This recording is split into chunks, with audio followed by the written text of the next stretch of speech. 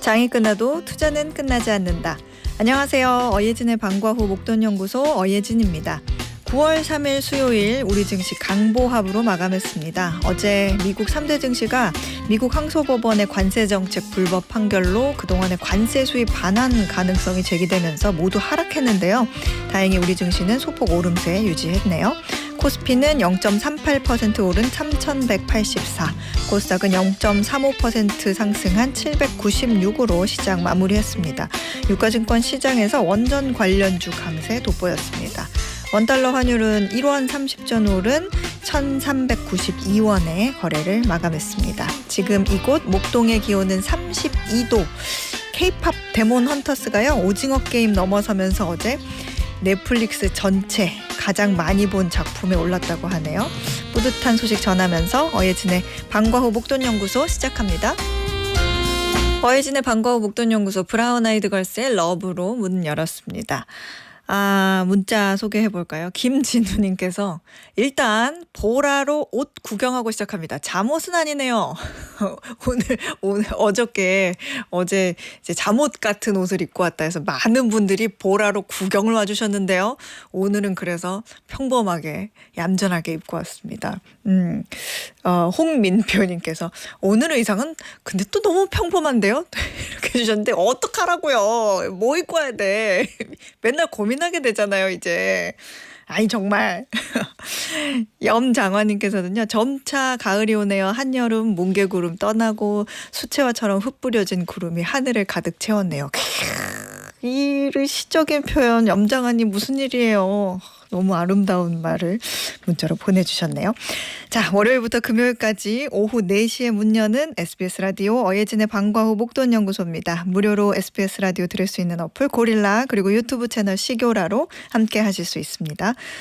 소통 원하시는 분들은요. 단문 50원, 장문 100원의 유료 문자 샵 1035 그리고 무료 어플 고릴라로 문자 보내주시면 됩니다. 소개도 해드리고 추첨해서 커피 쿠폰 보내드릴게요. 오늘은 규규 브라더스 오는 날이죠. 따끈따끈한 신간대 만나볼 수 있는 방과 후 북카페 먼저 들렀다가 생생한 지구촌 소식들 기다리고 있는 글로벌 톡톡까지 가볼게요.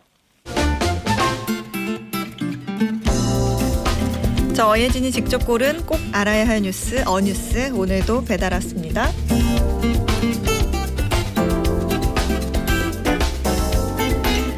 증권가에서 삼양식품을 부르는 말이 있죠. 면비디아. 반도체 주식의 대장주인 엔비디아와 라면을 뜻하는 면의 합성어인데요. 최근 3년 사이 삼양식품 주가가 16배나 오른 걸 두고 비슷한 모습을 보였던 엔비디아에 빗대어 부르는 별명입니다. 미국 월스트리트 저널도 이 면비디아라는 표현을 언급하며 새로운 트렌드를 만들고 있는 기업이라고 소개했죠. 주가가 급등하다 보니 시가총액이 BTS의 소속사인 하이브 시총도 넘어섰습니다. 불닭 라면 하나의 히트로 K-팝 대표주인 하이브의 시총을 추월했다는 건 음악 엔터 산업 못지않게 한국의 식품 브랜드도 글로벌 자산으로서 가치가 커졌다는 신호로 읽을 수 있습니다. 이제는 라면 한 봉지도 K-팝 못지않은 K-컬처 대표주가 된 거죠. 이런 분위기는 삼양식품만의 이야기가 아닙니다. 지난주 K-팝 데몬 헌터스와 협업 제품을 내놓은 농심은 주가가 일주일 새 9% 넘게 올랐는데요. 영화에서 주인공들이 후루룩 면치기를 하던 그 컵라면과 비슷한 디자인의 제품을 내놓은 덕분입니다. 자사 쇼핑몰에서 첫날 6,000개를 팔았는데 판매 시작 1분 40초 만에 완판됐다고 하네요. 오뚜기도 미국의 대형마트 매장에 컵라면을 깔기 시작했는데요. 앞으로 해외 매출액 비중이 점점 높아질 일만 남았다고 합니다. 해외에서 라면 또는 컵라면이 이제 막 생긴 것도 아닌데 새삼 이렇게까지 라면을 좋아할 일일까 싶기도 하죠. 이 질문에 대한 답은 정말 다양하지만 미국 같은 경우는 요즘 물가가 너무 오르다 보니 미국인들이 저렴한 식사 대체품으로 라면을 발견했기 때문이라는 설명도 있더군요. 지금까지 우리는 라면 회사를 필수 소비재로서 국내 경기 방어주라고 여겼는데요. 앞으로는 반도체 못지않은 면비디아들이 우리나라 대표 성장주로 꼽히게 되지 않을까 하는 기대를 해봅니다. 이상 어뉴스였습니다.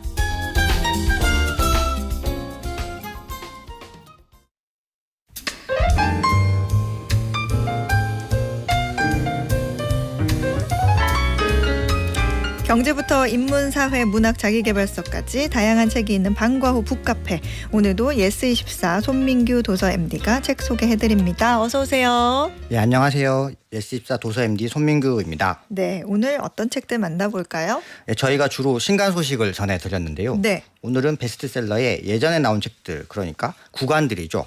구간들이 많이 보여서 이 구간들을 좀 소개해보려고 합니다.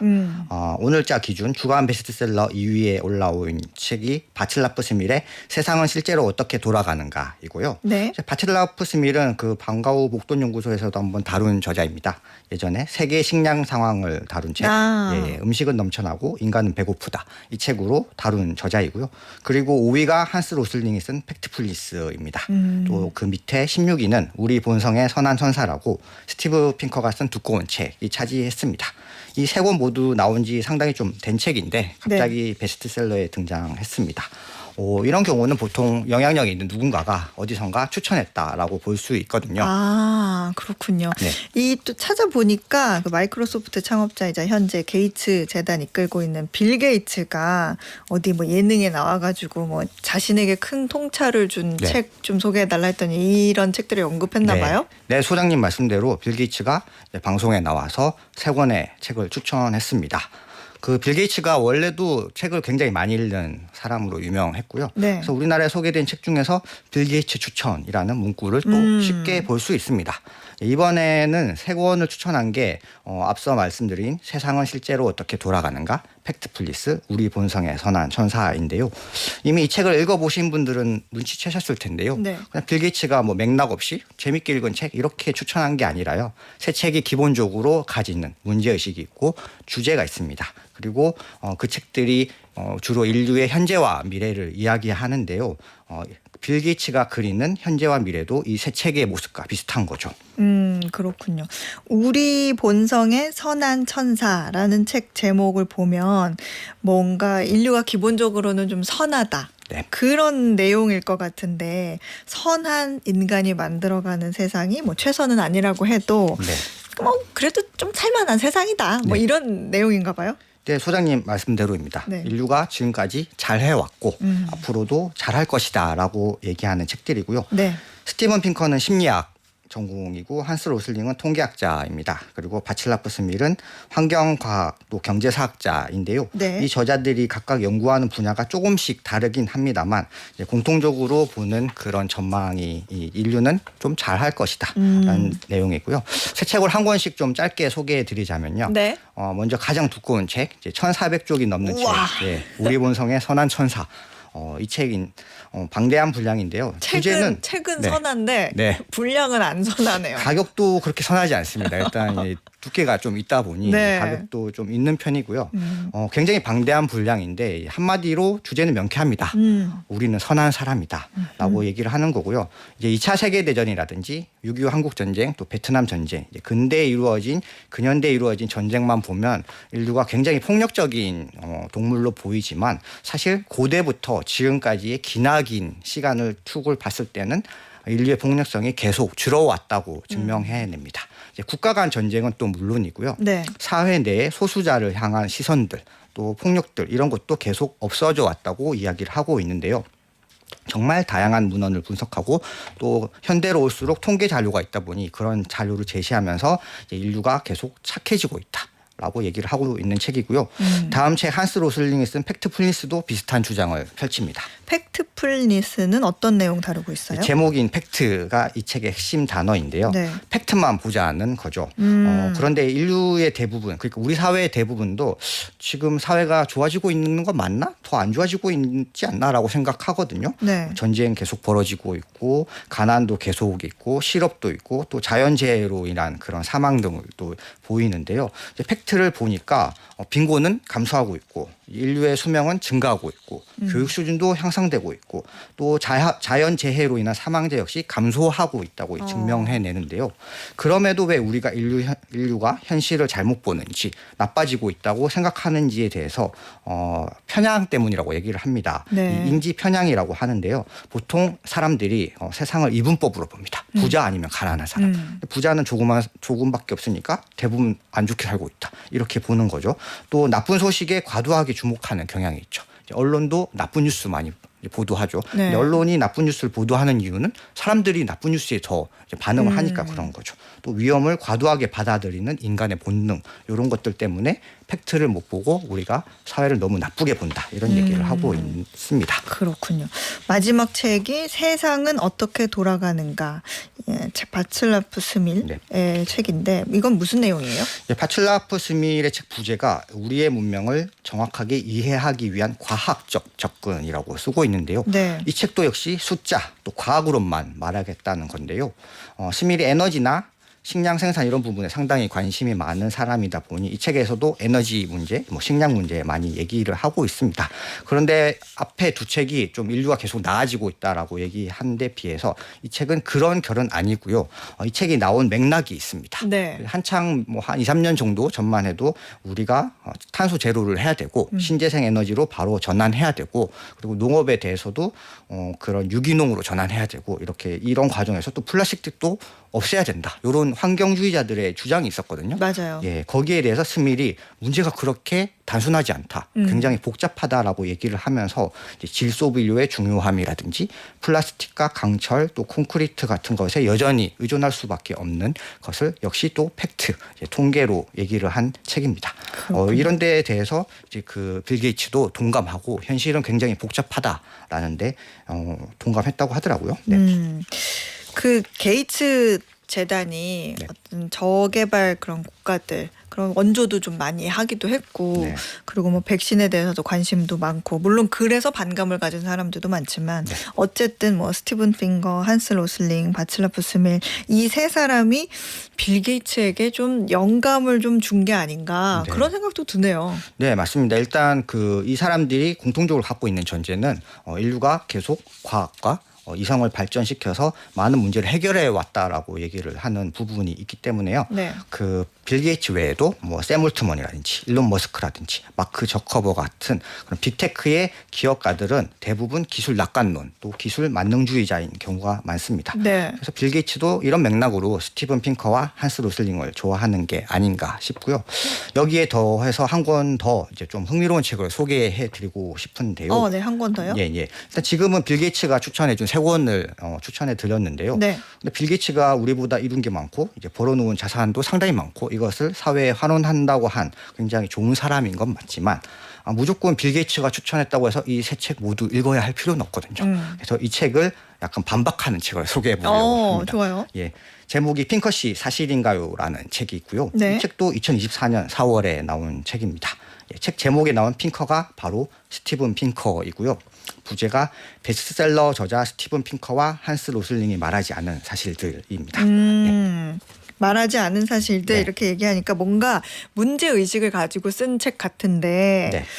핑커 씨 사실인가요? 이라는 책의 제목 어떤 부분 지적하고 뭐 비판하고 있어요? 네. 일단 저자가 이승엽이라는 저자인데요. 그 홈런 많이 친 이승엽 네. 아니라 인문학 연구자 이승엽입니다. 네. 또 놀랍고 재밌는 사실이 대학생입니다.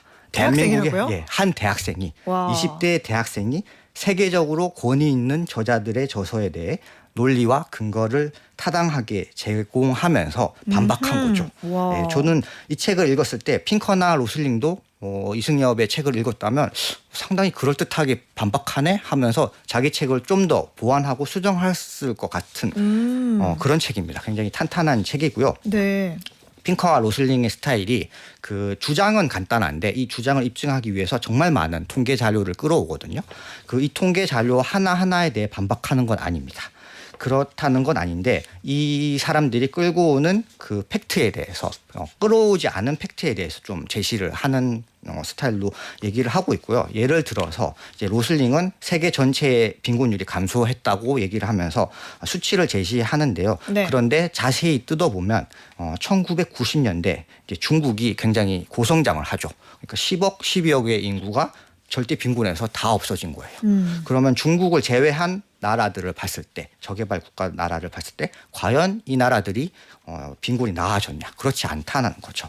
이런 얘기를 하고 있고요. 또 하나는 뭐 불평등 문제는 여전합니다. 세상이 계속 나아지고 있다고는 하지만 여러 선진국에서 지표가 악화되는 지표들이 있거든요. 네. 이런 안 좋은 지표는 다 말하지 않고 좋은 지표만 얘기했다는 그런 문제 제기를 하고 있습니다. 지금 우리가 봐도 그 대한민국에서 계속 높은 그 자살률에 대해서는 정부 차원에서도 얘기를 하고 있잖아요. 네. 이런 개인의 행복 이런 문제를 봤을 때 단순히 사회가 나아지고 있느냐 안 나아지고 있느냐 쉽게 판단할 수 있는 문제는 아닌 거죠. 그리고 또 하나는 저는 이런 책을 읽으면서 그 희열을 느끼는 게 희열을 예, 자산으로 빌 게이츠를 이길 수는 없잖아요. 네. 그런데 빌 게이츠가 추천한 책의 허점을 보면은 내가 이 정도는 좀 낫지 않나 그런 생각이 들면서 이제 서로 반대되는 주장의 책을 교차해서 읽으면은 좀 재밌습니다. 그럴 네. 수 있네요. 그러니까 어쨌든 데이터 그 자체만으로는 설명이 안 되는 부분이 있다. 뭔가 그게 객관적인 어떤 숫자라고 할지라도 네. 뭔가 어떻게 접근하고 누가 해석하느냐 네. 아니면 조건을 또 어떻게 설정하느냐에 따라서 완전히 다른 결론으로 나타날 수 있다. 뭐 그런 복잡한 문제들을 꼬집는 네. 그런 책이 아닐까 싶은데요. 그리고 또 하나는 그 이제 이승엽 저자가 이 스티븐 핑커나 네. 한스 로슬링을 신낙관주의자라고 얘기를 하는데요. 네. 신낙관주의자의 말대로 세상이 계속 좋아지고 있다면 그런데 왜 이렇게 선진국 사회에서는 맨날 저출산 얘기를 하는 거냐 이런 의문도 들거든요. 세상이 그렇게 살기 좋아하신다면 계속 우리는 이제 나을 거잖아요. 그런데 그게 아니니까 뭔가 문제가 있으니까 계속 인구 문제가 있는 거죠. 네. 그렇군요. 네. 오늘 빌 게이츠가 추천한 책이라는 주제로 지금 4권을 쭉 만나봤는데요. 네. 마지막으로 만날 책은 뭐예요? 지금까지는 좀 세상을 어떻게 볼 것인가에 대한 어떻게 보면 좀 추상적인 책이었는데요. 마지막 책은 내가 어떻게 살 것인가, 내가 어떻게 일할 것인가에 관한 좀 실용적인 책을 준비해 봤습니다. 네. 이규철 저자가 쓴 욕망하는 기획자와 보이지 않는 고릴라라는 책인데요. 네. 이제 이규철 저자가 15년 동안 광고회사에서 일해왔습니다. 광고회사라고 하면 굉장히 창조적이어야 되고 창의적인 일을 하는 부서잖아요. 네. 광고라는 게 이제 그런 건데 15년 동안 광고를 만들어 오면서 겪었던 에피소드를 심리학 또 경제학의 개념과 연결지어서 설명한 책입니다. 저는 이 책에서 받은 인상이 역시 광고 만드는 사람답게 정말 간결하게 잘 썼다라는 인상이었고요. 네. 이제 광고라는 게 수초, 뭐 길어야 수십 초 동안에 사람들을 설득해야 하는 작업이잖아요. 네. 그래서 이 책도 목차만 봐도 이 책을 읽고 싶게 만드는 힘이 있는 그런 책이더라고요. 사실 광고만큼 그 시대의 어떤 특징들을 활용하는 것도 없어요. 뭐 저도 전공이 광고긴 하지만 이렇게 철저하게 설계된 메시지를 전달해야 되는 거라서 네. 뭐 말씀하신 심리학적으로도 그렇고 경제적으로도 그렇고 뭔가 유명한 개념들은 다 녹아있는 어떤 종합 세트라고 할 수 있는데 네. 지금 책의 그런 뭐 목록들을 쭉 보니까 그런 요소들 주요한 요소들이 아주 자세히 설명이 돼 있네요. 뭐 브루잉 효과, 확증 편향, 손실 회피, 뭐 피터팬 증후군 뭐 여러 가지가 있네요. 네, 정말 많은 그 개념을 소개하고 있는데요. 네. 일단 뭐 제목에 나와 있는 고릴라부터 말씀드리면 정말 유명한 심리학 연구죠. 그 두 팀을 나눠서 옷을 다르게 입고 이제 농구공을 패스를 하라고 합니다. 네. 그러면서 농구공 패스하는 횟수를 세어보라고 해요. 관찰자들에게요. 근데 그 사이로 고릴라 분장을 하고 사람을 지나가게 만듭니다. 심지어 막 고릴라가 막 춤도 추고 그러는데 이제 끝나고 나서 사람들에게 물어봅니다. 혹시 고릴라 본 사람 있냐고 하면 별로 없다는 거죠. 사람들이 패스하는 횟수에만 계속 집중하다 보니까 이규철 저자는 이 에피소드, 이 연구 결과를 얘기를 하면서 우리가 뭐 사회를 살아갈 때 일이라든지 뭐 돈이라든지 또는 지금 뭐 주제가 있는 게 그 되게 유행한 AI라든지 이런 거에 집중하면서 정작 뭐 이제 눈을 이제 못 떼는 게 있는데 집중하던 과제를 내려놓아야지 뭐 건강이라든지 못 챙기던 것들 있잖아요. 네. 가족이라든지 네. 이런 것을 한번 보자고 제안하는 느낌으로 이제 고릴라 실험을 얘기를 했더라고요. 또 하나는 로젠탈 효과인데요. 네. 앞서 말했던 그 추천하는 책이랑도 이게 연결되는 것 같은데 하버드 심리학 교수였던 로버트 로젠탈이 제안한 개념입니다. 이제 초등학생 중에 무작위로 알려주는 거예요. 너 귓속말로 지능지수 높게 나왔어. 이렇게 얘기를 하는데 사실 높은지는 아닌지는 상관없는데 그 애들에게 나중에 결과를 보니까 학업 성취도가 굉장히 높게 나오는 겁니다. 이른바 이제 칭찬의 긍정적인 효과인데요. 네. 앞서 그 빌 게이츠가 추천한 책들도 이런 개념으로 읽으면 괜찮은 느낌은 듭니다. 우리가 잘해내고 잘해낼 것이다라고 하는 메시지가 있어야지 우리 인류도 문제를 많이 해결할 수 있지 않을까 그런 생각이 드는 에피소드였습니다. 그렇군요.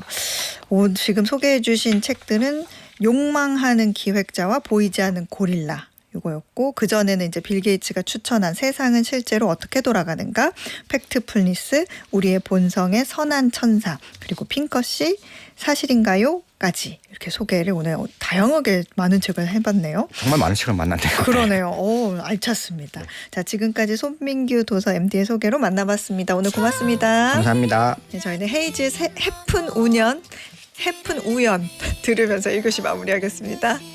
매주 월요일부터 금요일 오후 4시부터 5시까지 경제에 관한 상식, 지식, 투자 노하우 충전하는 시간입니다. SBS 라디오 어예진의 방과후 목돈연구소와 함께하고 계십니다.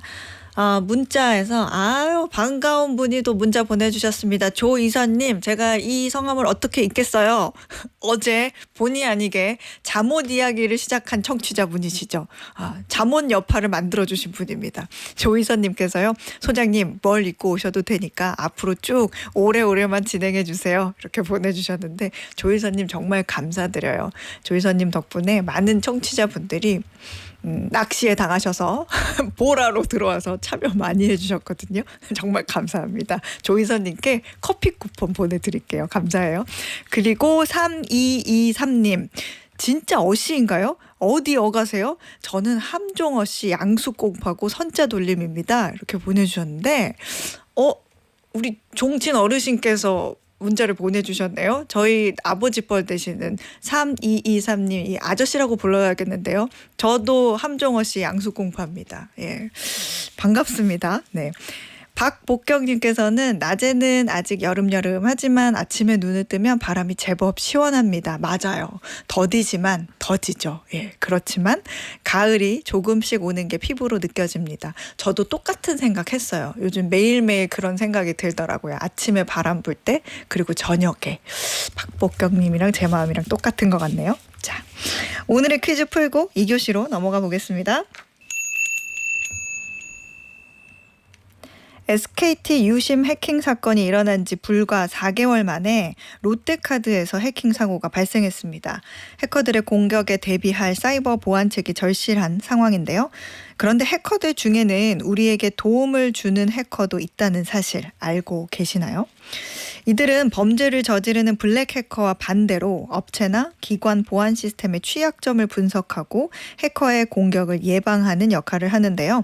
자, 여기서 퀴즈입니다. 컴퓨터 시스템이나 네트워크 보안 취약점을 찾아내 관리자에게 제보하거나 보안책을 제시하는 전문가를 뜻하는 이 해커는 뭐라고 할까요? 힌트는 블랙 해커의 반대인데요. 복이 있습니다. 복이 있어요. 1번 굿 해커, 2번 화이트 해커, 3번 옐로우 해커. 정답 아시는 분들은 단문 50원, 장문 100원의 유료 문자 샵 1035나 무료 어플 고릴라로 보내주세요. 당첨되신 분들 중에서 추첨해서 편의점 상품권 보내드리겠습니다.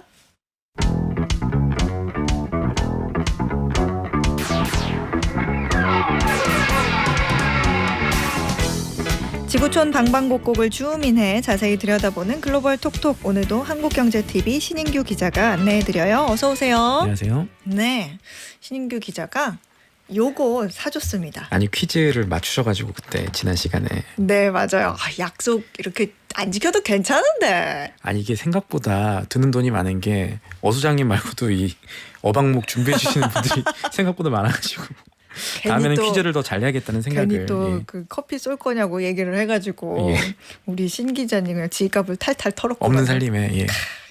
잘 마시겠습니다. 네. 지난주에 퀴즈를 신인규 기자님이 냈는데 제가 맞췄거든요. 그래도 제가 커피 쏘는 거죠 했는데 방송에서 그걸 했다는 방송에서 이유로. 얘기를 하시니까 그랬다. 지갑이 탈탈 털렸다. 네.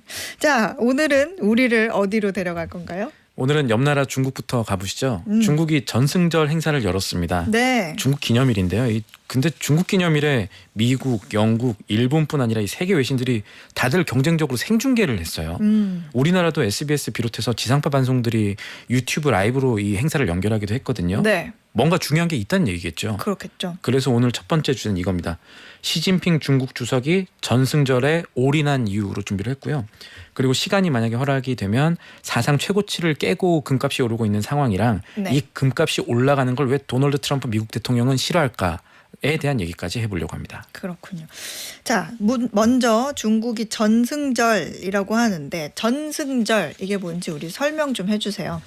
전쟁에 이겼다라는 거겠죠. 전승절이니까 전승절이 중국이 항일 전쟁 승리를 기념하는 날이에요. 네. 1945년 8월 15일 일왕 히로히토가 항복 선언했잖아요.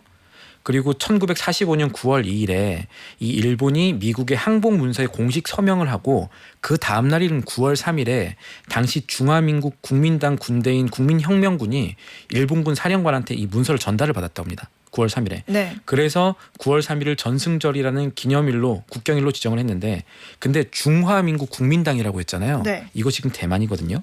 그래서 아하. 중국이 원래 대만을 하나의 중국이라는 정책 아래 독립국가로 인정을 안 해요. 그래서 네.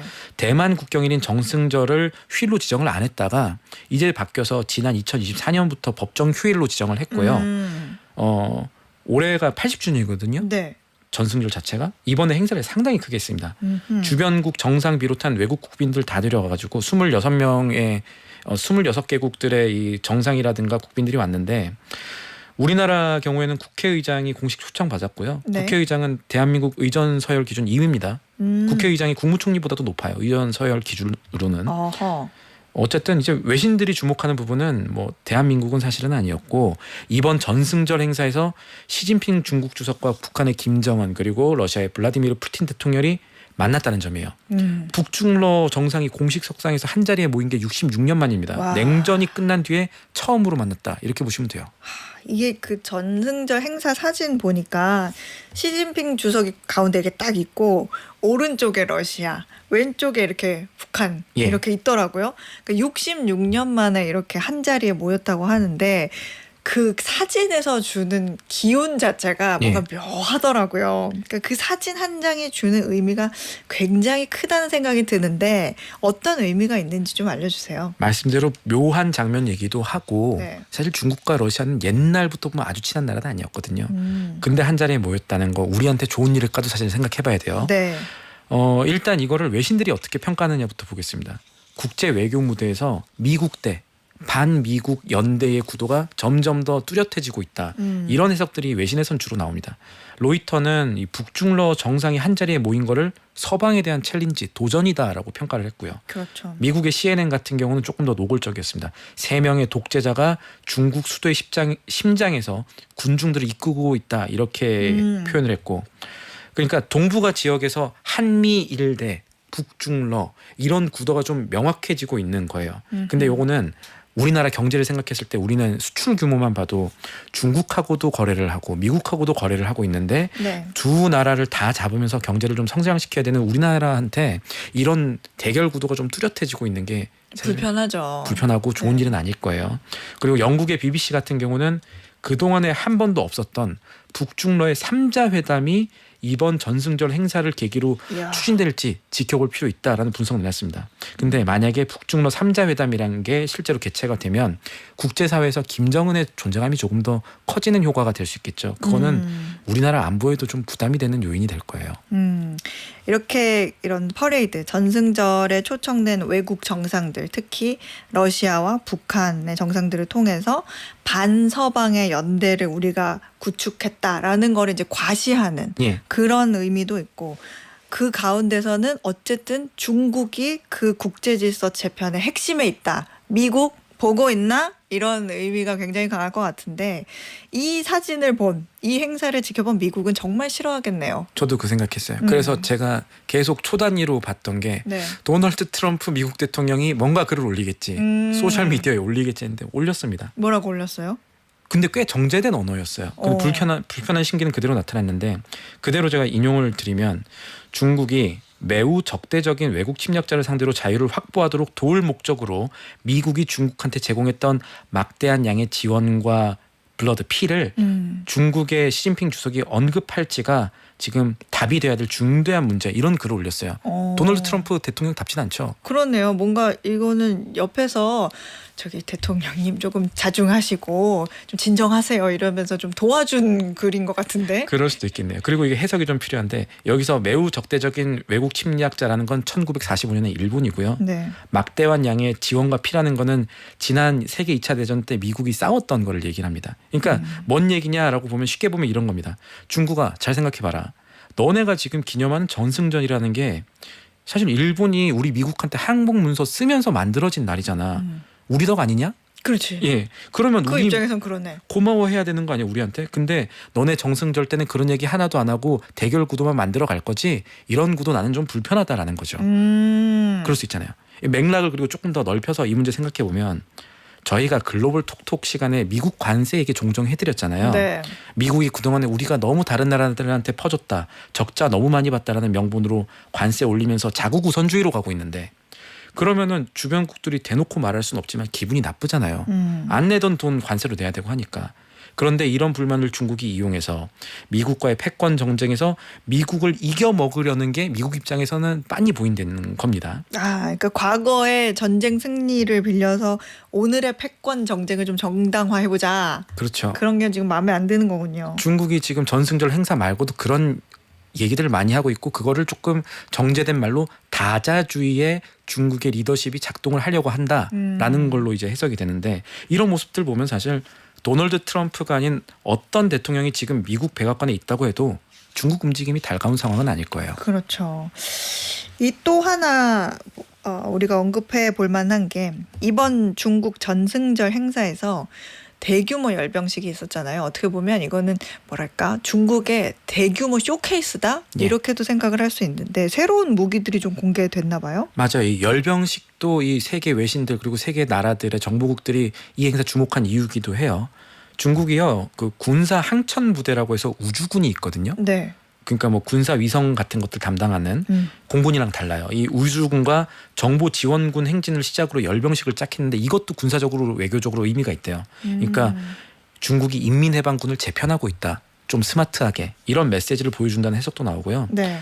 첨단 무기가 이 안보라는 입장에서 다른 나라의 안보라는 입장에서 이게 중요한데 일단 핵탄두가 나왔어요. 전략 핵미사일이 이번 전승절 열병식에서 공개가 됐는데 중국 관영 신화통신 찾아보니까 이 핵미사일에 대해서 자랑스럽게 얘기를 하면서 타격 사정거리가 전 세계에 이른다고 밝혔습니다. 미국 군토 타격 가능하다는 거죠. 우리나라에 사드 설치돼 있잖아요. 성주에. 네. 고고도 미사일 방어 체계, 미사일 막는 방패 같은 거 이것 뚫을 가능성이 있다고 평가를 받는 중거리 탄도 미사일도 이번 열병식 때 공개가 됐습니다. 뭐 미사일 핵탄두 이거는 기존 무기잖아요. 근데 이런 것뿐 아니라 수중 드론 그러니까 사람 없이 움직이는 무인 잠수정, 무인 드론도 기존의 예측대로 열병식 무대에 올랐는데 네. 이 잠수정이 핵탄두 탑재가 가능하다는 평가를 받습니다. 계속 좀 불안해요. 그리고 네. 요거는 약간 귀여워하시는 분들도 있던데 그 중국이 로봇개를 씁니다. 그 개와 네네. 같은 모형에 여기에다가 사실 무기를 다루니까 귀엽다고 할 수는 없는데 중국에서는 로봇개가 아니라 이 로봇 늑대라고 불러요. 이 로봇 늑대 군단도 행진에 참석했고 이게 군에 실제 배치가 되고 있는 상황이라고 합니다. 실제 배치가 되고 있다. 예. 이거 뭔가 그 훈련을 하는 영상을 본 것 같기도 한데 보셨을 거예요. 예. 네, 근데 참 이렇게 막상 이렇게 열병식에서 보여졌다고 하니까 그게 훨씬 더 가까이에 다가온 게 아닌가 하는 좀 불안감이 들기는 하네요. 우주군에서 로봇 늑대까지 좀 이런 게 쓰일 날이 없었으면 좋겠는데 그리고 또 유난히 성대했던 전승절 행사였거든요. 시진핑 주석이 이거를 주도해서 진행을 했다 이런 얘기가 있던데 이 얘기도 좀 해주시죠. 맞아요. 이것도 하나의 중요한 포인트예요. 이건 중국 경제랑도 관련이 있습니다. 뭐냐면 전승절 행사라는 게 시진핑 중국 주석의 위상이 중국 안에서 여전히 건재하다. 이걸 증명하는 거 아니냐라는 해석인 거예요. 원래 사실은 시진핑 중국 주석은 이제 자리에서 좀 물러날 때 되지 않았냐. 있었죠. 혹은 물러날 최근에. 수 있다라는 실각설이 계속해서 나왔었습니다. 맞아요. 장유사 중국 군사위 부주석이 실권을 잡았다 뭐 이런 얘기도 있었죠. 근데 최근 들어서 이 실각설이 좀 힘을 잃어가는 모습이 보여요. 몇 가지 장면이 있는데 하나는 지난 8월에 있었던 메이다이어 회의였습니다. 네. 이게 뭐냐면은 매년 7월 말에서 8월 초에 중국 휴양지에서 열리는 비공식 정치회의인데 이 회의를 지나고 나서도 시 주석의 어떤 입제 변화가 없었어요. 거기에 대해서 이 실각설이 사실이 아닐 수 있나? 라는 생각들이 조금씩 외부에서 일어나기 시작했고, 또 하나가 이번에 열린 전승절 행사였습니다. 이 정도로 판을 크게 연 주인공이 사실 시진핑 중국 주석인데 네. 이렇게까지 해놓고 자리에서 물러나겠다는 관측인 건데, 시진핑 중국 주석이 오늘 연설을 했습니다. 뭐라고 했냐면 네. 중국은 멈추지 않을 것. 외신들이 이걸 언스탑퍼블이라고 하더라고요. 갑자기 네. 발음이 안 되네요. 그 괴로움에 굴하지 않을 것이라고 했습니다. 괴로움을 주는 주체는 미국이라고 봐야겠죠. 그렇게 아예 대놓고 표현하지는 않았지만 네. 그러니까 미국에 대항하는 아까 제가 다자주의적 관점을 지금 중국이 갖고 있다고 그랬잖아요. 네. 이 다자주의적 전략을 본인이 나서서 계속 실행에 옮길 거다. 그러니까 사실은 나 연임할래. 뭐 이런 의지도 보여준 것 아니냐 하는 점도 읽을 수가 있겠습니다. 내가 계속 할 거야. 맞아요. 뭐 이런 거죠. 사실 또 이런 건 아직 해석의 영역이에요. 그리고 또 어떤 분들 그러더라고요. 아니 이번 열병식 때 뭘 하냐면요. 그 아까 말씀드렸던 그 중국의 여러 무기들 부대들을 다 그 자동차에 뚜껑 열리는 자동차에 네네. 조금 열어가지고 시주석이 올라서 이걸 이렇게 순시를 해요. 네네. 사열을 받습니다. 근데 그때 표정이 안 좋았다는 거예요. 그래서 왜요? 왜 그랬지? 좀 안 좋으니까 이게 마지막이 아닐까라고도 하시는 분도 있던데 혹시나 싶어서 그게 진짜일 수도 있으니까. 근데 그건 검증할 수 있는 방법이 뭐냐면 10년 전에 같은 시기에 열병식을 한 적 있어요. 네.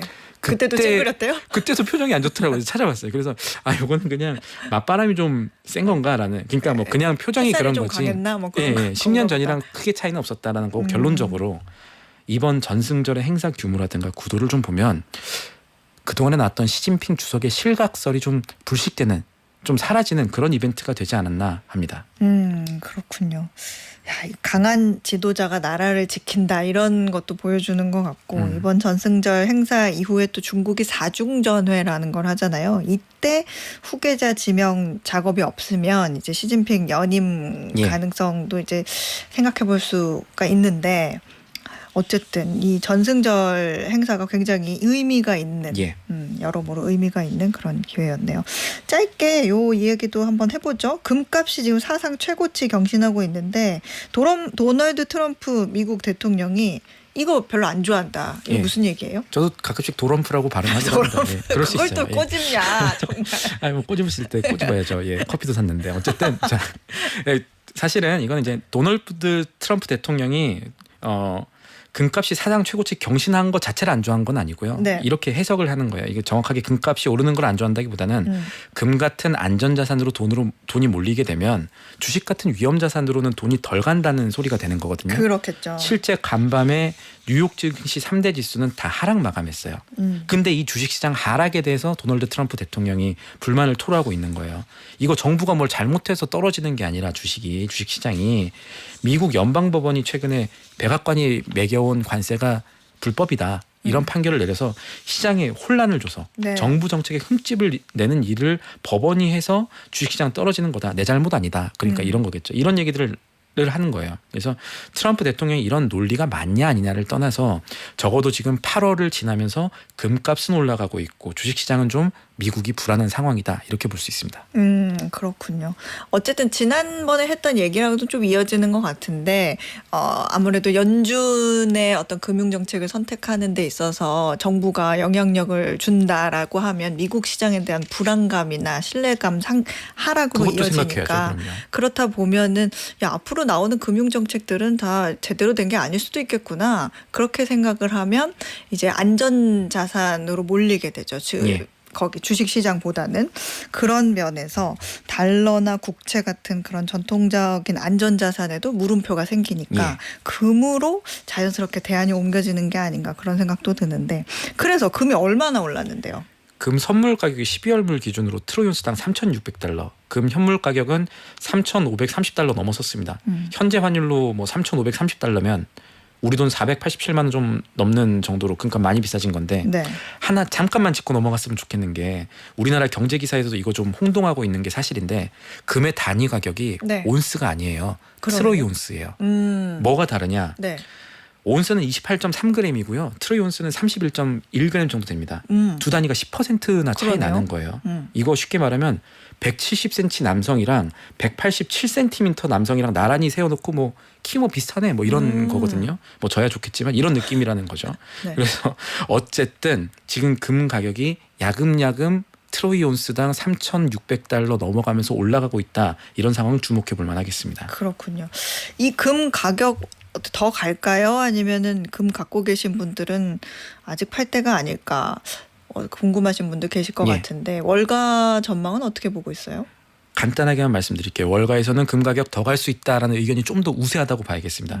JP 모건 같은 데는 트로이 온스당 4,200달러까지 갈 수 있다 전망을 내놨는데 네. 이런 전망 볼 때는 그래서 언제 되는 건데 이거를 궁금해하시는 것보다는 무슨 논리로 더 간다는 거야? 이거 궁금하시는 게 오히려 조금 도움이 되실 거라서 JP 모건이 아까 오 소장님 말씀하신 대로 지금 시장 움직이는 요인들 보면은 뭐 미국의 관세 불법이다 혹은 뭐 금리 인하 측면에서 금리 인하를 원하는 측면에서 백악관이 여러 가지 흔들리니까 안전자산이 조금 더 유용하겠구나. 그러니까 시장의 불안감이 점점 높아질 때는 금 가격이 더 올라가겠지라는 그렇죠. 논리가 있으니 그런 심리가 지금 강해진 구간이고 전통적으로 미국 9월이 좀 주식시장이 안 좋아요.